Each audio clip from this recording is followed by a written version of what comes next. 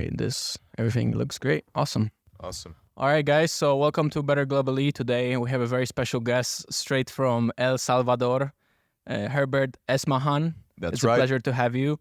Thank you so much for being here. It's a pleasure for sure. Thank you so much for having me here. I'm very happy to be in Miami visiting my good friend Roger Stone. And last night he put us in contact, and it's great that we're here sharing this interview together. Yeah, absolutely. I mean, not gonna lie, in the beginning yesterday, I was thinking that you're like his security guard or something because you were all suited up, looking professional, Yeah, because of the height, maybe, huh? That too.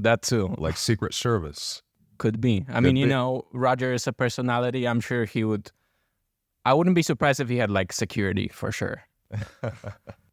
Yeah, well, maybe if I decide to move here, I'll be his personal security guard. Who knows? Maybe. I mean, listen, you're built like a security guard, so I could see that. I appreciate it. But I'm sure you have probably more interesting things to do. Okay, so before we get into anything else, let's talk about you. How did you get to this point, because now you're a political strategist, correct? That's right. All my life I've been passionate about politics, because I think that far too many people in the world aren't educated on the subject. And that is why certain situations arise in certain countries, and then you see chaos and you're like, what happened here? What happened is that people never had interest in learning about who's ruling over them, in learning which ideologies work best for society and which don't. So it's very important to be acquainted with these subjects.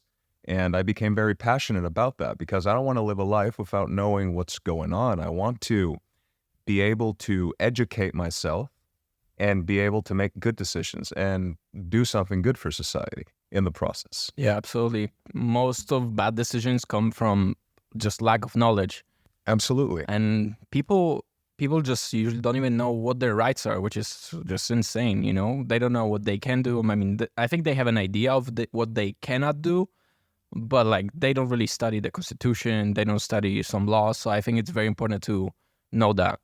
That's right. The more we educate ourselves in these subjects as a society, the more our societies will thrive. It's very important. Just like knowing about health, for example. A lot of people know more about their cars than they do about their own bodies. Yeah, people have different priorities for sure, but that's on them. Correct. And you mentioned something that, people don't know, and then they don't know who's ruling over them. Because, for example, a way to rule a country could be socialism or communism and stuff. People think, from the top view, it seems fine, but then, it never seems like a country that has this kind of, that rules that way can actually thrive. That's right. They're failed ideologies, and society has proven it over and over again. Every time they attempt it somewhere, it just doesn't work. Yeah. I mean, that's why it's important to also have, good leaders that know what they're doing, have some, I think most important is the vision. If you coming into something without the vision, what are you actually doing? What's the direction? Just like most things in life, it's not always, as you mentioned, about the ideology. It's about the vision and having the good intention. Because many people, they campaign on promises, and once they get to power, by the time they get there, they're sold out to all these special interests. So they don't do anything anymore. And you can't have that. You need to be loyal to your vision, loyal to your principles, your integrity, and move forward with that. It'll be a lot harder, of course, because if you sell out, it's like a fast pass into power. But if you persist, and if you're true and people see that, they're going to support you. And once you get there, you got to be good to them. You have to respond. They've put their trust in you, so it's very good and very important to keep your promises, keep your words, just like our president in El Salvador has done. I'm glad you mentioned the word integrity. I feel like this is what a lot of politicians are lacking, and that's why that's how it is. The politicians here in States, all you hear about is corruption, deals behind the back, trading, inside trading. But no one does anything about it. Exactly.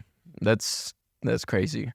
So I want to find out a little bit more about El Salvador because, people may hear different things, but I think you as a person that lives there, that, is in this environment and is actually trying to make a change. How is El Salvador today? What are some things that are going on well, and what are some things that maybe need to be worked on? I'll gladly tell you about that. As I said yesterday on the Stone Zone on Roger's program, Yeah. President Bukele's story is something that I'll never get tired of telling to the world, because not only is it a personal success story for him, it's also a success story for our nation, El Salvador.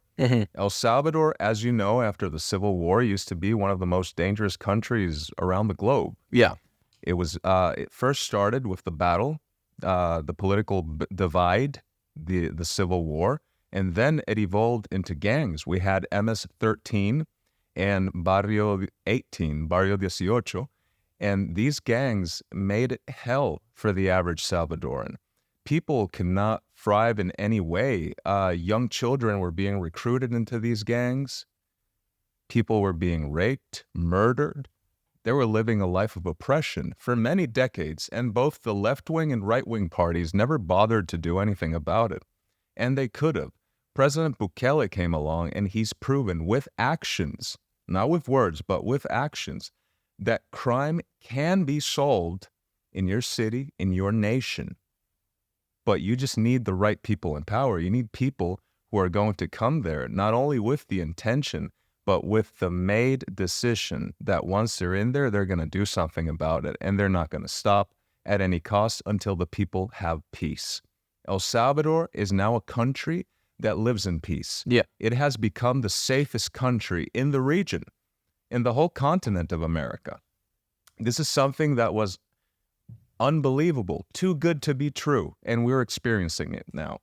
I recently ran a primary campaign for El Salvador's Congress. Didn't get through by a small amount of 192 votes, but it was still a huge victory regardless. Yeah. Because I only had 11 days to campaign. Just Oh, wow. 11 days to campaign. It must have been like super last minute or something. It was very last minute, and we got toe-to-toe with people that have been in there for years. And it was record-breaking, really. And during this experience, during this campaign, I got to visit firsthand the neighborhoods that were under absolute control of the gangs back in the day. These people told me their personal stories, how their family members could not come and visit them because they lived in a different area, and they would not be accepted into the gang's territory. If they went in there, they'd be shot and killed. They couldn't send their kids to school because the gangs would start picking on them, trying to recruit them. Terrible things. These people were oppressed, and now they're free.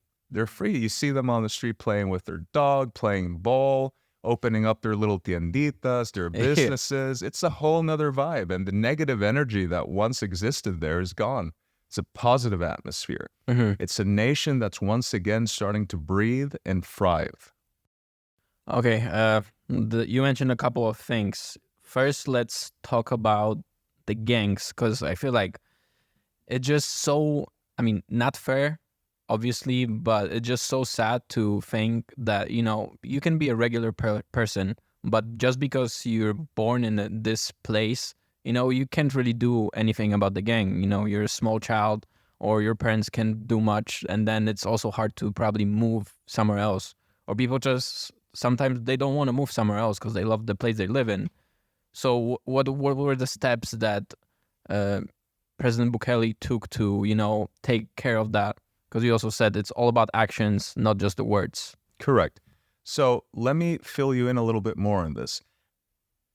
Ever since President Bukele took power and controlled the country's security and made it a safe country, the rate of illegal immigration from El Salvador to the United States has immensely dropped because people don't have a reason to flee from their homes. A lot of people were forced to migrate because it was so unsafe where they lived. And as you mentioned, they had no other choice. They couldn't afford to move elsewhere. They couldn't afford to move into the rich part of the city because the system, the old political system, didn't even give them the opportunity to advance job-wise, education-wise. So they had no choice but to flee. Now that's not happening anymore. And President Bukele took action immediately. Once the murder rate started skyrocketing, he said, my people will not live like this anymore. We're going to solve crime. We're going to get rid of these criminals. And the Salvadorans are going to have the country that they deserve. And that's exactly what he's doing. He implemented raids in gang-controlled areas. Our country had, if I'm not mistaken, approximately a total of 100,000 plus gang members. Right now, I'd say that about 75% of that, they're all in jail where they belong. Yeah, absolutely. So talking about jail, one of the issues that, you know, people can read about on the internet is the mass incarceration. I've read that 1.5% of the population is in jail. But from what you're saying, it totally makes sense because, you know, you have so many gang members. I mean, this is the place for them. You know, they shouldn't be outside. They should be taken care of, basically. Exactly. Criminals only belong in one place. And let me make this clear. These gang members, they're not your common criminal that's going to come and mug you and steal your lunchbox. To be a part of this gang, you had to actually murder someone. These are stone-cold killers. They don't belong anywhere else than jail. So when the international community comes and starts complaining about human rights, what about the human rights of the innocent, hardworking Salvadorans, which are the majority, when they were being abused by these gangs? What was being done then? Those were human rights violations. Now, I would argue that human rights have been fortified in El Salvador because in the past, they were not respected. The gangs didn't respect human rights. So would you say that also President Bukele was like a person that really changed the trajectory of the country? Because, you know, it seems like some politicians that were in power before, maybe they tried to do something, but it didn't really work out. And now President Bukele came in and, you know, actually put all of those gangsters in jail where they belong. So what do you think makes him so successful in this regard? President Nayib Bukele, without a doubt, is a modern-day liberator. He has liberated El Salvador, and which, by the way, in English, El Salvador translates to the savior. Our small country translates to the savior, and our small country has set a giant example, not only for the rest of the region, but for the rest of the world. Any country can reach stability, no matter how bad it is. But the right people, as I repeat myself, have to be in power. President Bukele is the right guy to be in power. He definitely created a positive shift for our country, and he has set a positive example for the rest of the region. Neighboring countries are soon to start adopting these government models. In fact, I'm a dual citizen. I'm also an American citizen. I'd love to see an equivalent of President Bukele in the United States. Oh, trust me too. Adopt these models and fix the crime in cities that were once very prestigious cities, like San Francisco, New York. They're crime infested now. What happened? As President Bukele said on his interview with Tucker Carlson, if I'm not mistaken, the enemy has to come from within. It can't be that such a powerful nation is going to allow its cities to rot in such a way. Yeah, I'm honestly not a biggest fan. I mean, I'm not a fan at all of what's going on politically in the United States with all the propaganda and people worrying about stuff that doesn't really matter, making it a big deal. What do you think makes a successful politician and a leader? What personality traits they need to have? First of all, the first thing is integrity. You need to have integrity. And you have to have a firm vision. You need someone that's going to be a pillar, someone that's not going to bend or break when the pressure comes. Because it will come, especially when you try to do the right thing. That's when you create the most amount of enemies. When you try to do the right thing, that's when they come at you. If you join them and you do what they're doing, they won't say a word to you. It's only when you're trying to do good. So you have to be strong. You cannot bend or break. You have to be stubborn, and stubborn for a good cause. I think President Bukele's leadership has proven that once you make this decision, you can take on the world. I totally agree. All those things that you mentioned, this is what makes a good leader. There are people in power that are there just to milk the money, just like be in power, get so much money. And if someone comes in there and actually wants to do something good, then they are getting upset because suddenly someone comes in and they can't do it anymore. You're threatening their interests. Exactly. Well, that's another problem. People going into power for their personal interest rather than, trying to make a change or leave a positive mark on their country or their local area, wherever it could be. We have a pleasure here of knowing and working with some political officials. I got to meet a couple of them. For example, our mayor of Coral Gables, Vince Lago, Manny always tells me that, he's here to make a change. He's not here to make a money. He's here to make sure that the city's thriving, leave his legacy. And also, one of my mentors, Manny, he was working with for 12 years with Maurice Ferrer, which was the mayor of the city of Miami. And he was telling me how good of a man he was just because he wasn't in politics to become someone. He was there to do something for his local community. And I think this is the type of leader that we need in the world. I see. And I'd like to add to your original question. You asked me about what makes a good leader. Apart from integrity and having a firm vision, I'd say that being close to God is very important. President Bukele in El Salvador, he is very close to God. And I go as far as to say that God has guided him to save our country because we truly had no hope in El Salvador. I'll tell you that. We had no hope. We had the typical two-party system that you see in every nation around the world. Right. Left, right, country divided politically, ideology. Now we're all united as one, different ideologies united as one with common goals moving forward. And that's how it should be for a nation to progress. Because after all, a nation is a people. And the people have to be united. You can't have your household divided. A household that's divided is a household that falls. I totally agree. So now we talk about division.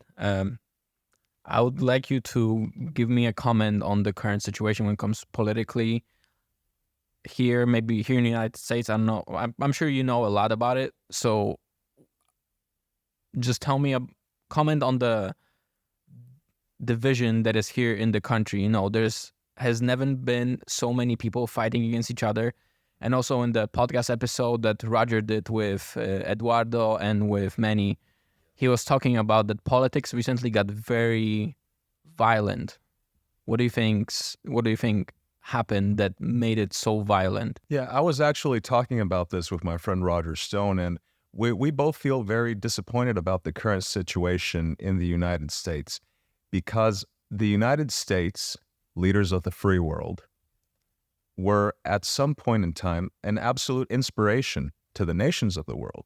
In fact, even people in El Salvador admire the United States because we stand for liberty. We stand for free people. Yeah. And what is occurring now here is very saddening that you cannot even express a political opinion without creating enemies. And these enemies, they aren't people that are hired by political parties to hate you and smear you. No, they're everyday citizens. They're your neighbors. They're your own family sometimes. I believe that what made the United States prosper was the unity. That's why it's called the United States. Yep. And right now, the current situation, as I mentioned, I'm a dual citizen, so I feel very comfortable expressing my opinion on what's going on here. The current situation in the United States is saddening. You should not hate your brother or sister because they think differently than you. However, I think it's the lack of common goals as a nation that creates this division. Because, as I mentioned, El Salvador was also divided at some point in time. We had a civil war, after all. And these kind of events, they don't bring anything but suffering, and it's not good. It's not healthy. A nation should be united with one common goal. In El Salvador, what was the main common goal? To bring back security and to allow people to thrive. In the United States, we have a lot of common goals. We just don't realize it because, as you mentioned, they have us arguing about things that don't really matter. Why do you think they want to have us argue? power and control. As I mentioned, a house that's divided falls. So it's the only way to be able to sustain power is by dividing a nation. I totally agree. Talking about vision, making a change. Tell me about what do you think about the upcoming elections here in the United States? Because I think it's very crucial, especially in comparing last few elections. You know, this is the time when something remarkable can happen. So tell me, what's your opinion?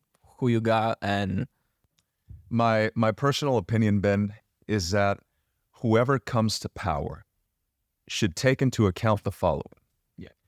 The United States is a great nation, and it's a great privilege and honor to become president of such a nation. So whoever becomes president is going to have on his or her shoulders the responsibility to bring union back to this country. That is very important. And they will do so by creating common goals, by focusing on common goals. They don't even have to create them. These common objectives already exist.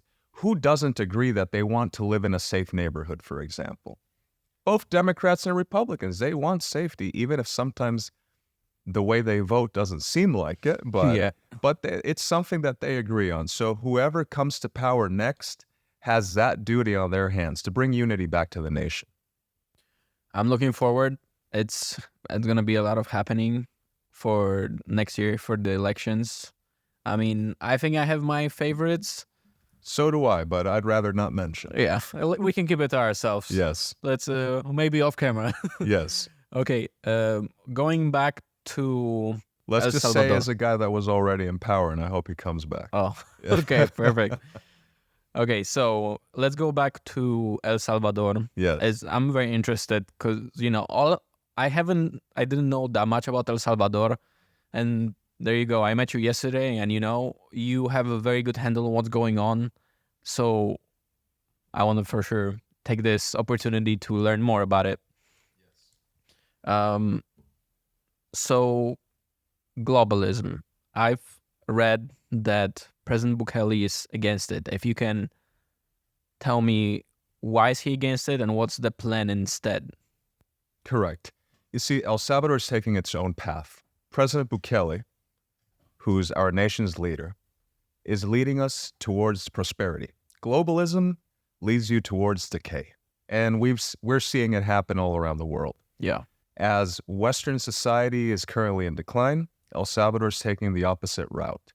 And it's not because we have a competition with other countries. It's not because we just want to contradict other countries for the sake of doing it. It's because we want to do what is best for the people of El Salvador. Any nation's leader should have only one focus, the well-being of his nation's people. And that is the case in El Salvador.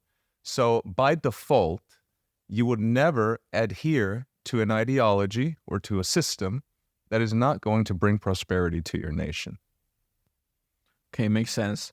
But with globalism, what do you think is the alternative to globalism?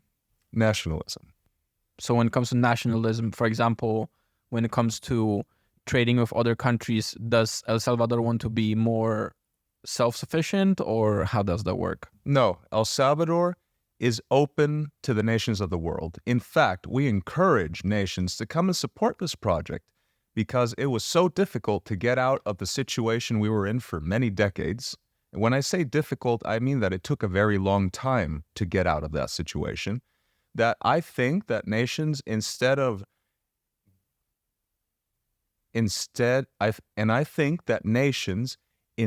opposing what's happening in El Salvador, should be encouraging it and adopting it, of course, because they benefit from these policies as well. Okay, got it.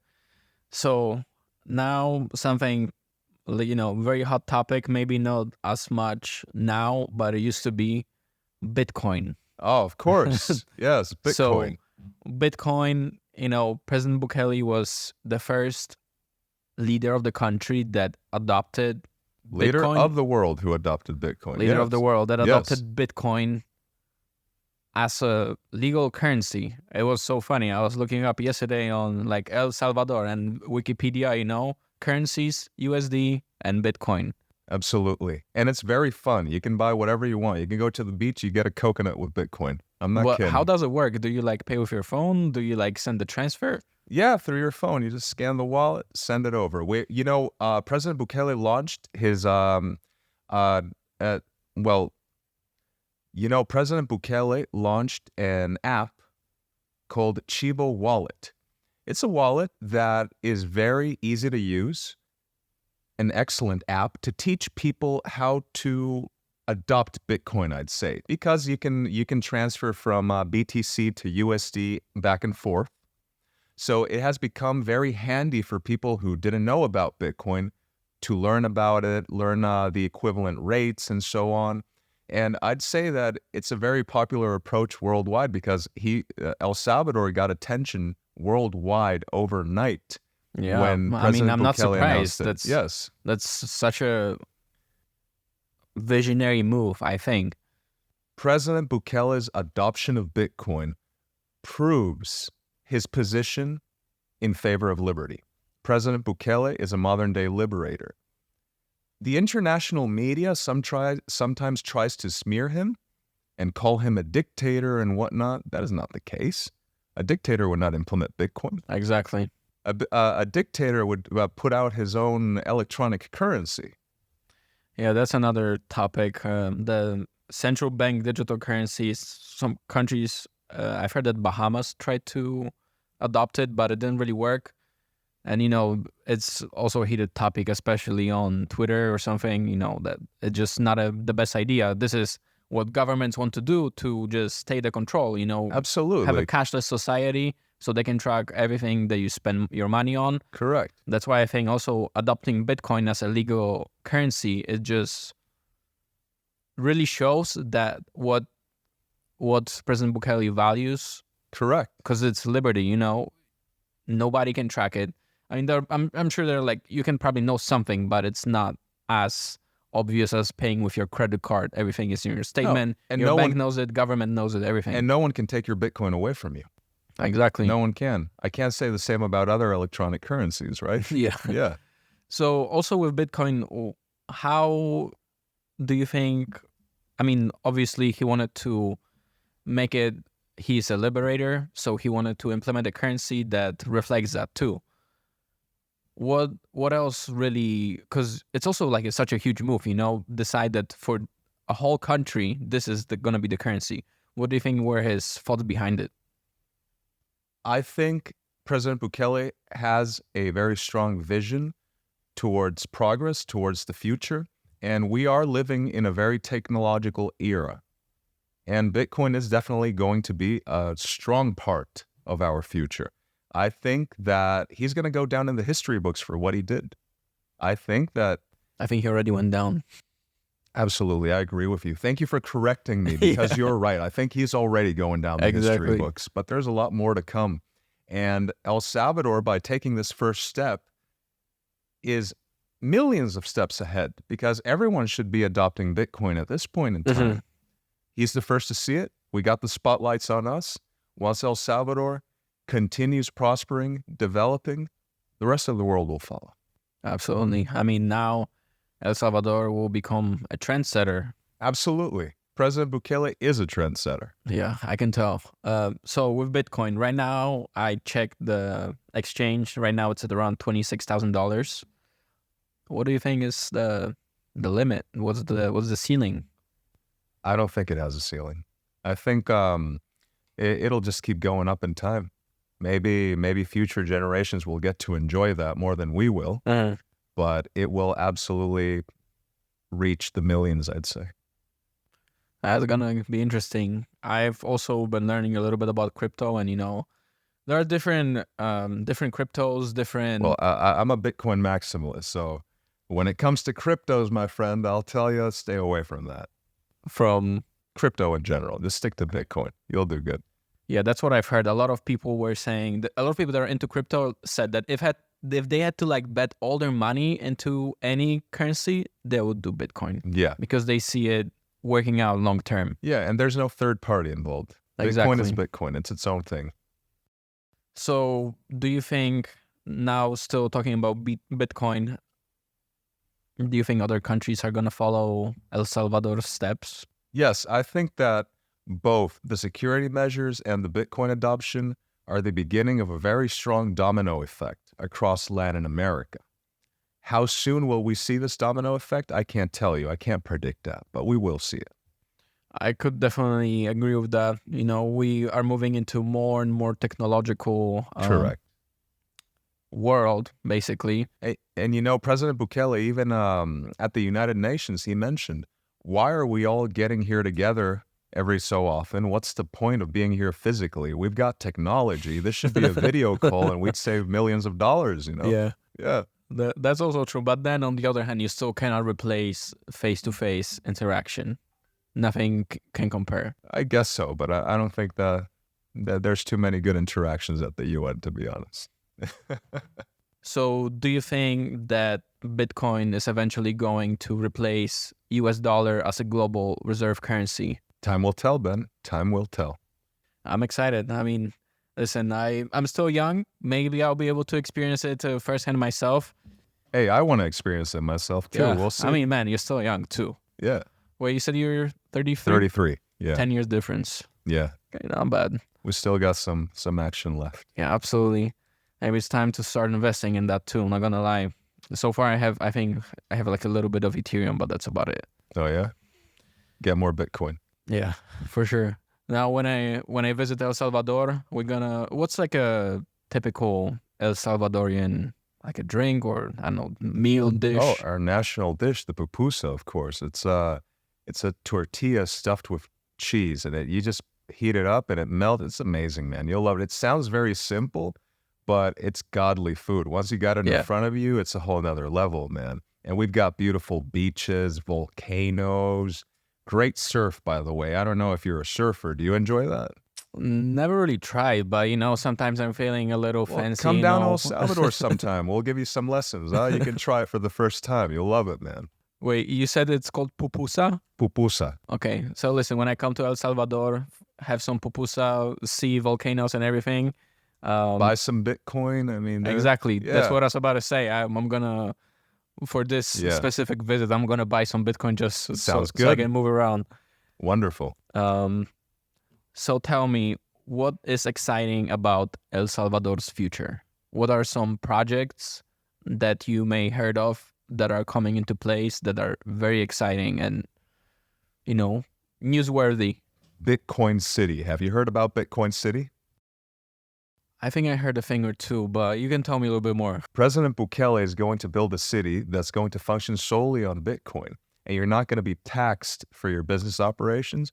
Everything is going to be technological. It's the future. Yeah. Probably one of the first, you've heard probably about smart cities, but this goes beyond. This is a Bitcoin city. That is very exciting, and I'm looking forward to it very much. Listen, man, me too. I love visionaries and just learning about their vision and how they're going to adopt it. Because, I can say, okay, if I become a president, I'm going to make a Bitcoin city. Everything's going to be technological. Everything's going to be secure. But, it's a different story when you actually have to do it. And I think President Bukele definitely has a bright future when it comes to that for the whole nation of El Salvador. I'm very looking forward to see what's going to be happening with Absolutely. And you're more than welcome to come whenever you want, Ben. For pupusas. Pupusa. Yes. Okay. Pupusas on the volcano purchased with Bitcoin. How's that sound? Sounds amazing. Couldn't be better.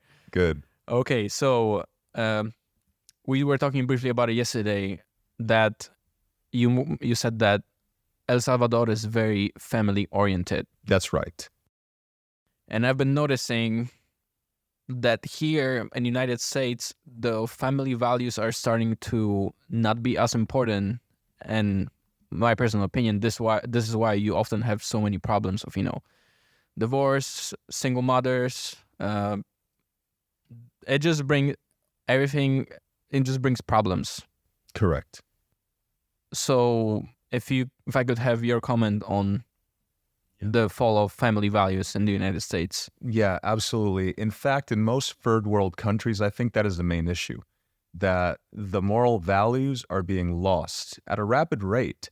And I go ahead and blame the education system for that, because the system has been created in a way that both the mother and the father have to work now. So who's raising the kids? The government schools are.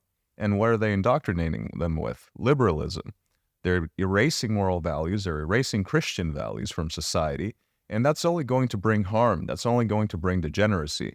And yes, that was one of the main factors that made me move back to El Salvador, because El Salvador, despite being labeled, I hate this term, but despite being labeled back in the day a third world country, it is first world to me, because the people in El Salvador still uphold family values, traditional values, Christian values, and they're very well protected. You're not going to come to El Salvador and start enforcing some strange ideology upon children as it happens in first world nations, and nobody does anything about it. It's unheard of in our country. So I truly believe that for any nation to progress, not only is unity important, but it is extremely important to uphold and promote these good moral values. I totally agree with that. I've been having conversations with some people that, maybe it's a part of some grand plan that, people in power wanted to get women to work, start giving them more rights just so they can then take over the children. Because, if mother's working, if father's working, kids got to go to school. Kids spend most of the day at school. And, then they can brainwash the teachers to, teach them about those ideologies that may not be ideal. I think everybody should have a right to speak their own ideology, but it shouldn't be forced upon children, especially because children are not aware or conscious. They cannot, what they hear, this is what they learn. This is what they believe. On a personal stance, I believe that certain ideologies should not be taught, promoted, or even exposed to children. Yeah. Once you hit 18 years old and you're out in the world, you figure your own life out. But in the meantime, I think that it's very important to educate your kids at home, because true education, moral values, integrity, being a good person overall, that's taught at home, not at school. School is going to teach you how to spell and how to do math, a little bit of history here and there. But the true education, what shapes you as a human being, what decides if you're going to be a successful person or not, that's not learned at school. Absolutely. That's learned at home. That's what your parents are going to teach you. So now with the, the decrease and just like thinking that, maybe for example, United States is going down in, just in general, the society is falling, it's getting divided. There's no unity, like you mentioned. And you see countries, for example, like El Salvador, and I know it's also very big in Arabic countries, that, the traditional values, this is what makes the society thrive. So would you say that some countries that may be on a downtrend now, if they implemented and adopted more widely the traditional values, would it change the trajectory? Absolutely, it would. And most of these countries that you mentioned that are currently declining on a social level because of the lack of these values are countries that once had them. In fact, they're the countries that promoted them globally. And this sudden shift occurred, and you can see the downside effect of it. If these countries go back to what made them great, there's no doubt that it would shift the whole scenario. Why do you think? What made the shift? What happened? Why it shifted? It's something that comes from the inside. And as I mentioned earlier, they're trying to cause divide, because by dividing a nation, they weaken it. By weakening it, they can take control over it. Yeah. Also, with many elections across many countries, United States, even in Poland, elections have never been so close. It's almost always 51% this person, 49% this person. And I totally agree with that. When people are divided and too worried about their political views and fight against each other, people profit off of that. Correct. They do. They do profit off of it. And there's no way to move forward when you're divided as a nation. Because, for example, imagine a home, imagine a family. Is that family going to progress if they're divided? If the Absolutely dad not. doesn't speak to the mom, the brother doesn't talk to the sister, are they going to progress in any way as a family? They won't. I don't see that coming for sure. Correct. So it's the same with a nation. You have the people divided, then that nation cannot move forward. You can only be tricked into believing that it will, but it won't. Would you say that traditional values are the key to prosperity? Yes, I would say that. Myself, from a personal standpoint, I would totally agree with that. I'm a traditionalist. I believe this is how we grew as a civilization for the past thousands of years. This will work. I don't know why suddenly everybody thinks that something different is gonna help us. As the old saying goes, don't fix what's not broken. Exactly. I agree. Totally. Another thing you mentioned is that El Salvadorians are very close to God, especially President Bukele.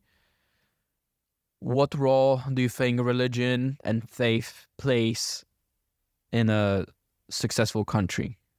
Absolutely. In the success of a country? In the success of a country, I think that Christian values, religious values in general, they definitely help shape society, guide it down the right path. Because if you don't have a guide, then you're like a sailboat. If the wind blows left, you'll go left. Wind blows right, you'll go right. And that's not the idea. The idea, as I mentioned earlier, is to be firm, like a pillar. You're not going to bend or break whatever comes at you. You're going to be very well decided on what's right and what's wrong. And some people can argue, well, who decides what's right? Who decides what's wrong? Well, in the case of religious principles, God does. And I'd rather trust God than trust my human instincts. Well, I mean, me personally, I feel like I haven't been very religious. I feel like I'm exploring this topic more now. You know, I don't want to label myself as a Christian or this, that. You know, I think there's some kind of higher power. Yes. Depends how you define it. You know, for one religion could be God, for other it could be Allah, for this person it could be just universe, whatever. But I think it's very important that if a human being believes that there is some higher power, some, you know. Yes, I definitely agree that with you in the sense that it's very important for humans to believe in a higher power. And let me tell you, at the end of the day, the higher power is one, because there's only one ultimate higher power. And most religions lead to this.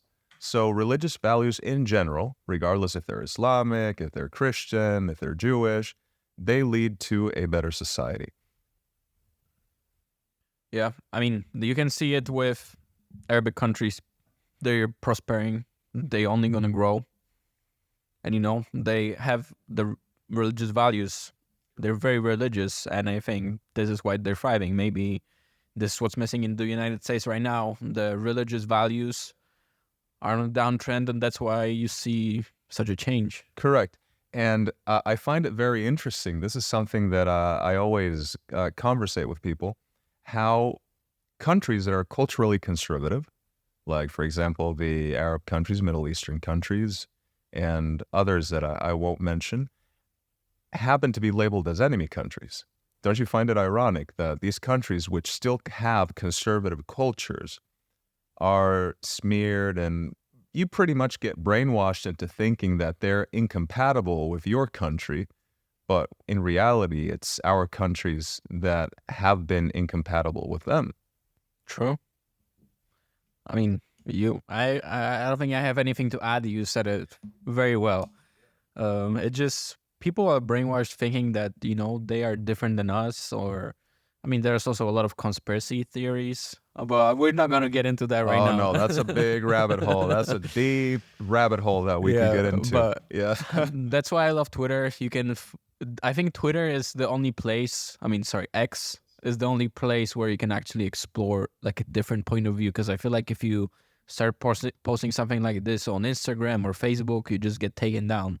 Absolutely, yeah. I think X is a great free speech platform at the moment. Hopefully it'll stay that way. Please, Ellen, keep it that way. Well, yeah, well, tell me a little bit about Twitter. I've been very big recently on Twitter. I believe the vision. I see X. how X. Mm. I see how it's different than other social media platforms. I know you are very active there. Tell me, why do you think it's or actually, maybe let's rephrase the question. Do you think this is the best social media platform out there right now? At the moment, if you want to get your message across, I'd say so. Yes. What are your thoughts on Elon Musk as a person, as a visionary, as a... He seems like a cool guy to me. I think he should come down El Salvador one day and visit. You can always, shoot him a message, DM him. I wouldn't mind seeing a few Teslas driving around the roads of El Salvador. Would be pretty cool. Oh, yeah, 100%. Hey, Elon, if you're watching this, I'm expecting a free Tesla, by the way. I stalked you a little bit, and I saw that you often like tweets of Andrew Tate. Oh. I was wondering, Andrew Tate has been a very controversial person in social media. I'm personally a fan of him. People may take him the wrong way, which I also kind of see why, especially because he's been saying things that are very controversial, but I feel like it's also part of the way to... Personally, I don't think he or the subjects he touches are controversial. I think society has been taught to think they are. If you get it the wrong way, if you take it the wrong way, then you probably don't have a sense of humor. The guy obviously exaggerates certain topics and rephrases them in a way that could be labeled offensive by many, derogatory even, but it's all to generate views and to have a little sense of humor. You got to be lighthearted. You can't take everything so seriously. And now going back to what he's actually teaching men is that you got to be a man. You got to be a man in this life if you want to be able to survive, first of all, because the world is a very tough place. Oh, absolutely. The world is a very tough place. And if you're weak and you're going to be breaking down, then who's going to protect your family? Who's going to protect those around you? You have to do it yourself. You have to protect yourself. And to protect yourself, you must be strong. And I think that's his main message. And I think it's good for young men to take this message. And obviously, learn to differentiate what's humorous and what's exaggerated, and maybe you shouldn't take so seriously, and learn to dissect it and take what's good. First of all, I think that he's a great marketer because, like you mentioned, he says things a certain way just because this is what is going to generate views. But if you have a little bit of critical thinking, you can understand, okay, and like he's over exaggerating. He doesn't really think like that. It's just to make it controversial, make it like reach more people. But I totally agree. I think But a lot of people today don't have critical thinking, and that's another problem that we have in society, globally speaking. Yep. Yeah. I mean, that's also an irony, there's so much information out there, but people still seem to make wrong decisions. We're living in an era where we could all be the smartest, best version of ourselves. Yeah. We have everything in the palm of our hands. But what do we use it for? To look at TikTok videos.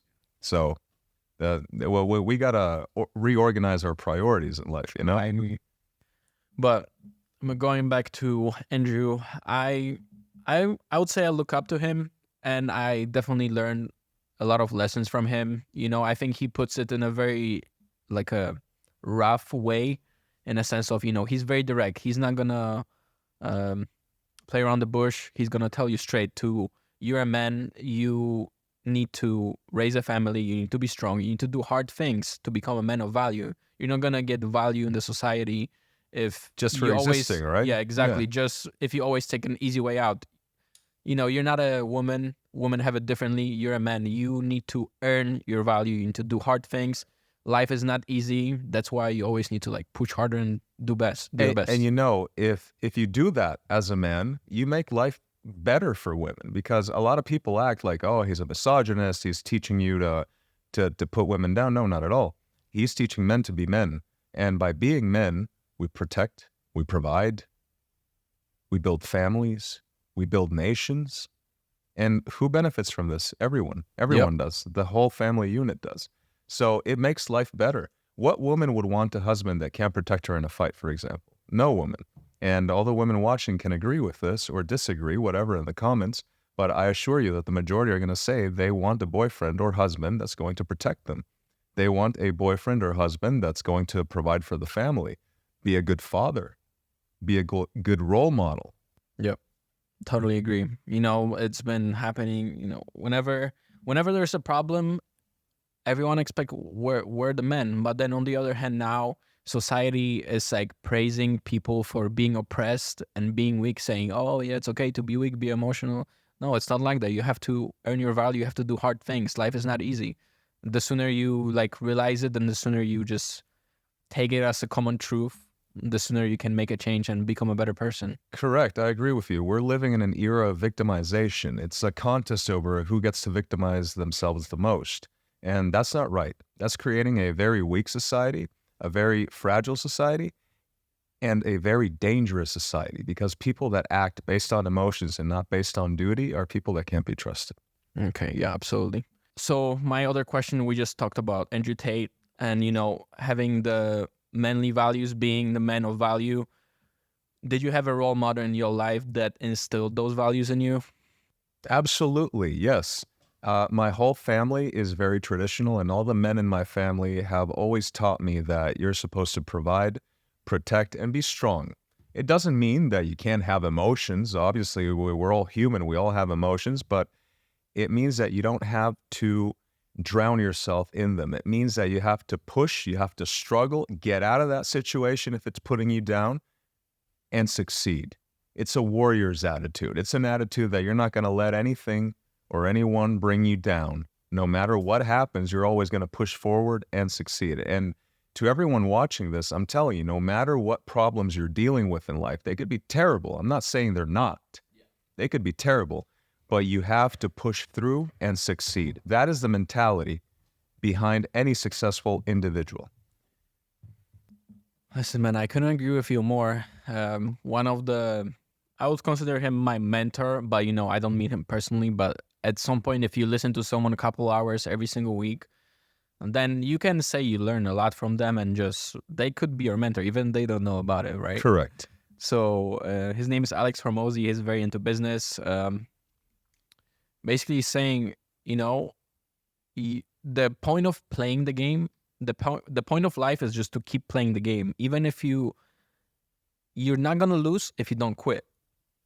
So as long as you keep going, you are winning. That's right. And someone that's served as an inspiration to me is my friend Roger Stone, because Roger has been treated very unfairly. Yeah. Very unfairly. And he pushed through. I remember when he was struggling really hard, and I told him, be calm, push through, trust God, it'll be all right. And thankfully, he got through that phase. And I truly appreciate him, and believe me when I tell you that he's an inspiration politically. So now tell me, what's your advice for young men that may not be in the best situation right now? They're trying to figure everything out. What's your advice to them? Seek God. Trust yourselves that you're going to get through whatever you're going through, and be strong. Don't allow your emotions to drown you. Hit the gym, eat well, try to build a family if you don't have one, because I know that not everyone has a perfect family unit. Well, work on yourself first, build yourself up, be the best version of you, build your own family, start your own business, move forward in life. There's no reason to stay where you are right now, no matter how difficult it is or how impossible it seems to move forward. There's no reason to stay there. You can move it.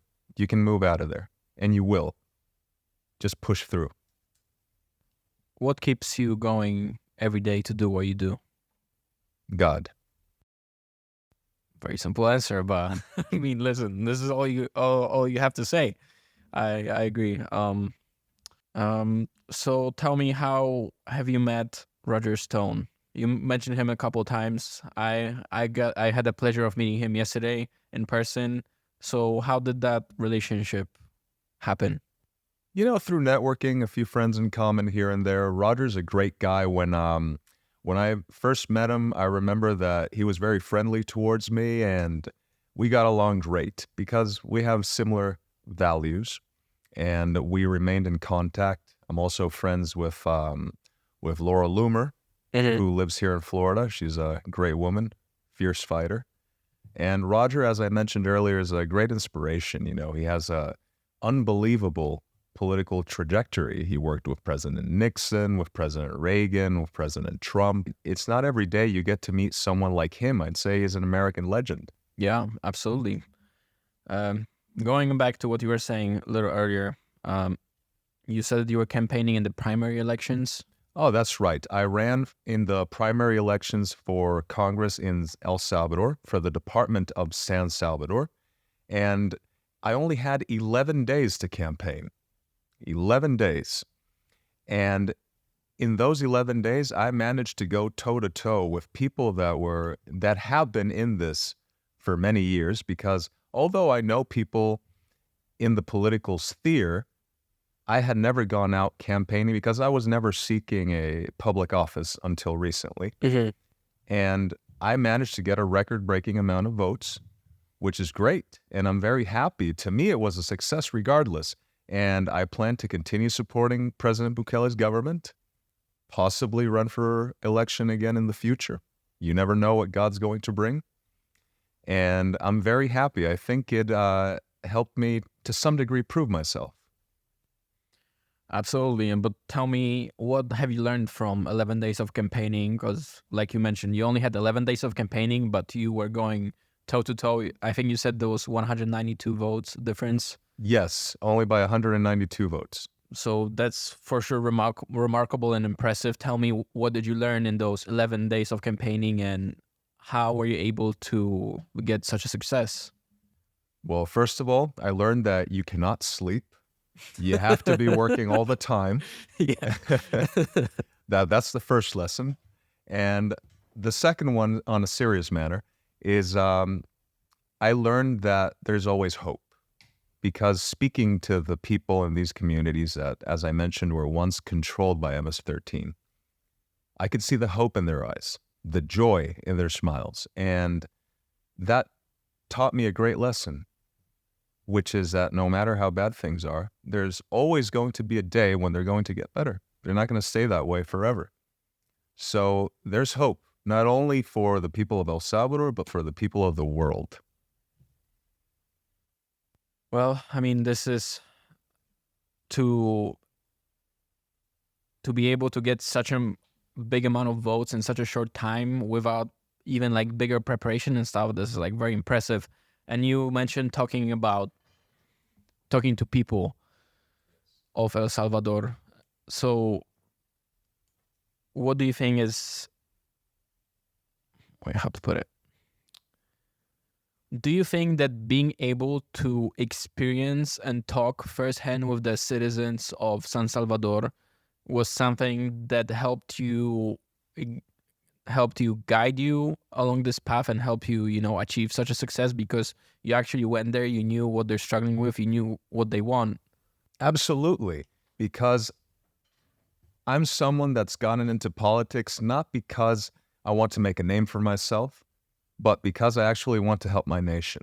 And being with the people, talking to the people, and hearing their needs definitely inspires you to keep moving forward and to go on and keep doing it, because you're not doing it for yourself, you're doing it for someone else. And I think that's a very important tradition that has been lost in society, which is doing things for others without expecting anything out of it.